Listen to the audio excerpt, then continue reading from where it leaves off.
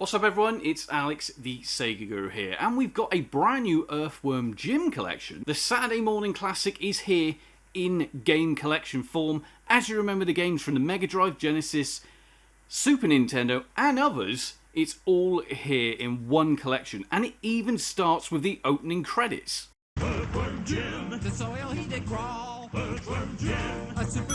Oh yes, this is it. This is a brand new Shindougo collection for the Sega Dreamcast, and it's the Earthworm Jim games. Now you're probably going to remember this from the early 90s, I should say most of the games from the 90s, including the intro, which is the intro to the actual TV show itself. It's set out exactly like most of the collections so far, including pictures where you can get a rundown of the type of emulators that have been used here, and obviously the developers behind it, and also soundtracks. Love a good soundtrack.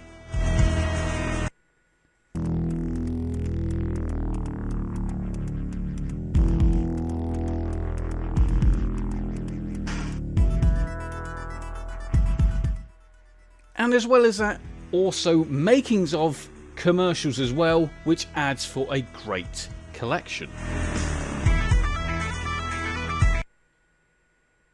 This is the story of Earthworm Jim video game. In outer space, a sweet evil cyborg lost a green cyberspace suit while it smooshes. Bring that slimy Earthworm Jim, and blammo, he becomes a superpowered hero. He takes out that precious doll.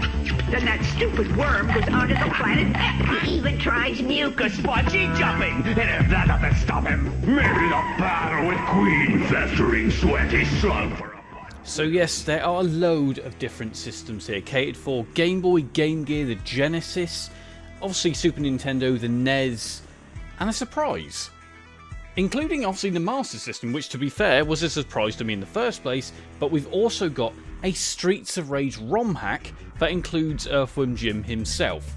Likely a Beats of Rage title that you'll probably never have come across before, and certainly different, let's say. Now obviously, like I said, I don't believe this is actually Beats of Rage, I believe this is just a ROM hack, but certainly interesting nonetheless. I never thought I'd ever see Earthworm Jim kicking ass, essentially.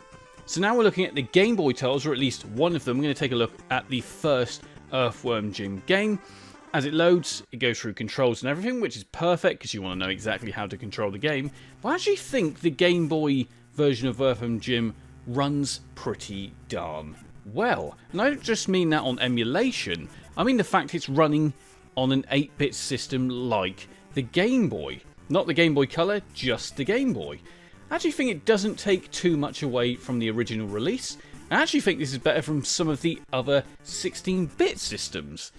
Now, the other one we're checking out here is obviously the Game Gear, which again gives you the nice little rundown, nice intro, and then we're into the game. And again, for an 8-bit system, I think this plays very, very well. Now, yes, it's missing things like the background. That's not really in here at all. It's just that funny green colour. But apart from that, you can't deny it's very much so the first Earthworm Jim game.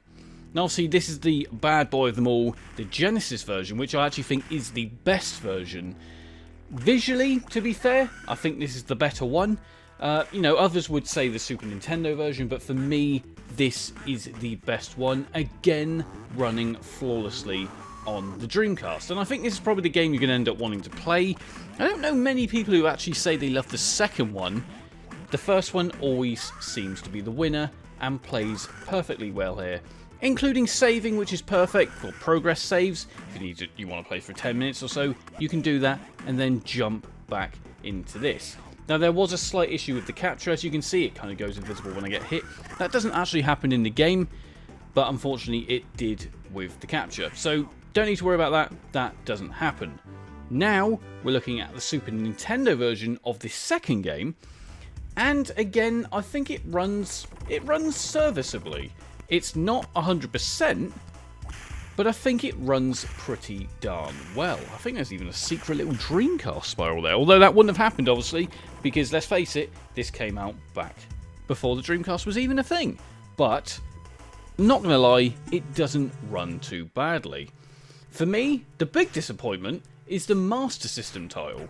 Now again, yes, it's the 8-bit system, but they've gone for that kind of zoomed out perspective. It just doesn't really work here, and it just really slows right down.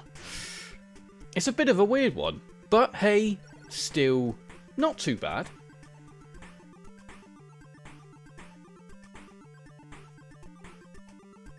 This is an incredible, nice collection here by Shindougo. There are tons on the way, but what would you like to see as a collection on the Sega Dreamcast? Drop a comment on the comments box below. As always, like, comment and subscribe.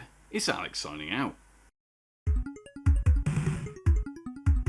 If you enjoyed this video, make sure to like, comment and subscribe. As well as that, you can also back the channel on Patreon. QR code is down below. But obviously you can check out this video, you can also check out that video. And on that note, it's Al signing out.